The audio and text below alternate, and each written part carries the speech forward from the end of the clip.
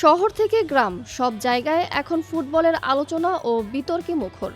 বিশ্বকাপে কে কোন দলের সমর্থক এবং কার হাতে উঠবে সোনালী ট্রফি তা নিয়ে চায়ের টেবিল থেকে সামাজিক যোগাযোগ মাধ্যমে তর্ক বিতর্কের শেষ নেই।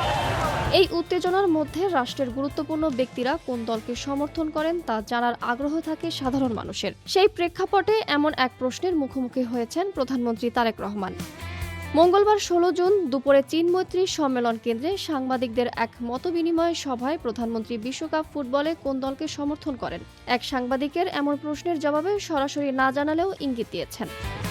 মৃদু হেসে প্রধানমন্ত্রী বলেন, আমি একটা দেশে দীর্ঘদিন ছিলাম, এবার বুঝে নিন কোন দলের সমর্থক। প্রধানমন্ত্রীর রাজনৈতিক ও ব্যক্তিগত জীবনের পটভূমি বিশ্লেষণ করলেই এই ইঙ্গিতের উত্তরটি অনায়াসে মিলে যায়। যেহেতু জীবনের এক সুদীর্ঘ সময় এবং প্রায় ১.৫ দশকেরও বেশি সময় তিনি সপরিবারে যুক্তরাজ্যে অবস্থান করেছেন, তাই প্রধানমন্ত্রী যে এবারের ২০২৬ বিশ্বকাপে হ্যারি কেনদের থ্রি লায়ন্স খ্যাত ইংল্যান্ড দলকেই মনে প্রাণে সমর্থন করছেন তা আর বলার অপেক্ষা রাখে না।